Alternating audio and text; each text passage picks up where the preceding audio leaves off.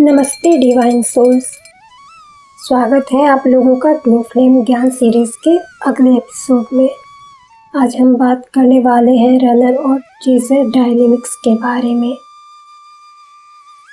सबसे इम्पॉर्टेंट बात है कि ट्विन फ्लेम्स के बीच में दूरी क्यों होती है और क्या इस दूरी का कोई स्पिरिचुअल पर्पस भी होता है।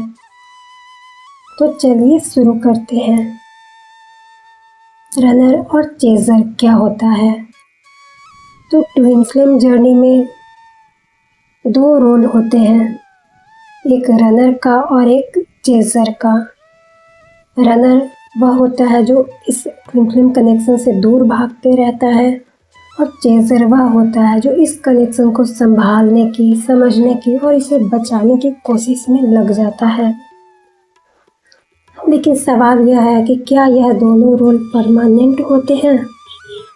तो ऐसा नहीं है। यह आपके हीलिंग स्टेज के हिसाब से बदलते रहता है। कभी आप रनर बन जाते हैं तो कभी आप चेजर बन जाते हैं। कभी आपका ट्विन फ्लेम रनर बन जाता है तो कभी चेजर बन जाता है। अब सवाल है, रनर क्यों भागते रहता है? तो रनर इसलिए दूर भागते रहता है क्योंकि उसके अंदर कुछ इश्यूज होते हैं, जैसे past trauma, fear, ego, inner child issue, past wounds, और यह सब सबकॉन्शियस लेवल पर होता है और उसे खुद नहीं समझ में आता कि वह इस कनेक्शन से दूर क्यों भाग रहा है। जो भी रनर होता है उसे नहीं समझ में आता।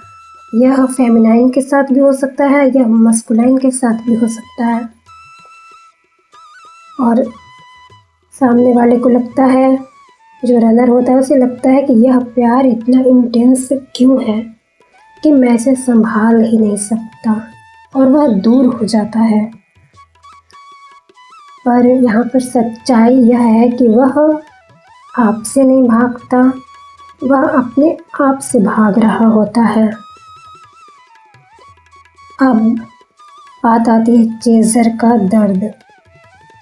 जो इस कनेक्शन में चेजर होता है उसका रोल बहुत ही कठिन होता है, क्योंकि चेजर समझने की कोशिश करते रहता है, उन्हें मैसेज भेजते रहता है, वेट करते रहता है कि वो कब लौट करके आएंगे। लेकिन यह भी याद रखने वाली बात है कि आप काम सिर्फ उनकी हीलिंग्स के लिए नहीं कर रहे हैं, बल्कि अपने अंदर के एम्प्टीनेस को भरने की कोशिश कर रहे हैं। और गलती यहीं पर होती है, क्योंकि आपके ट्विन फ्लेम जर्नी का जो असली मकसद होता है वह है खुद के अंदर जा कर के अपने डिवाइन पावर को एक्टिवेट करना, अपने हायर सेल्फ में आना। अब यहाँ पर रोल है जो रिवर्स हो जाता है, यानी कर्मा मिररिंग करने लगता है। क्या आपने कभी सोचा है कि जो आज रनर है क्या कभी चेजर था? तो इसका जवाब है हाँ, कभी ना कभी रोल रिवर्स होता है, और यह होता है स्पिरिचुअल बैलेंस लाने के लिए। जब चेजर अपने आप को हील करता है तो उसकी एनर्जी शिफ्ट हो जाती है, और जब उसकी एनर्जी शिफ्ट हो जाती है तो वह समय होता है जब रनर को भी अपने अंदर झांकना ही पड़ता है, और यह कार्मिक मिरर होता है। जो आप अपने अंदर फील करते हैं वही सामने वाले में रिफ्लेक्ट होता है। कहते हैं ना, जैसी दृष्टि वैसी सृष्टि। तो जो आप अपने अंदर में फील करते हैं तो वही सामने वाले में रिफ्लेक्ट होता है। तो इसका सॉल्यूशन क्या है और कब मिलेगा यूनियन?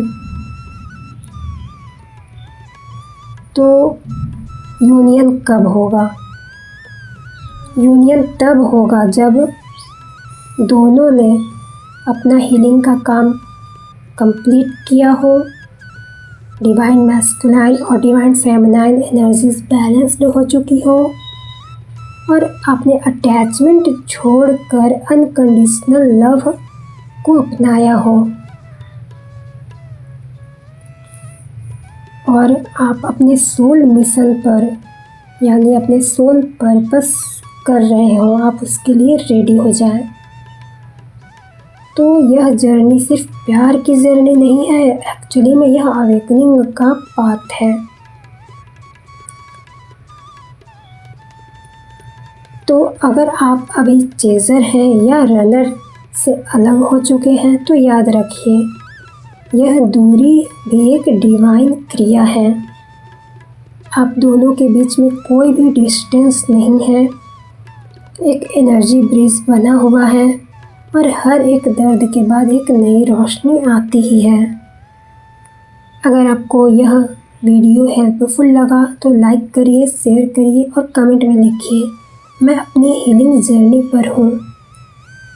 मैं आपके साथ हूँ और आपके ट्विन फ्लेम पाथ के लिए ब्लेसिंग्स भेजती हूँ।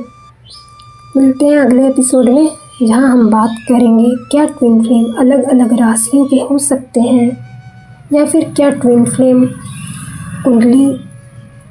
कुंडली भी ट्विन फ्लेम के बारे में बता सकती है। तब तक के लिए अपने डिवाइन पावर में विश्वास रखिए और इस जर्नी में आगे बढ़ते रहिए।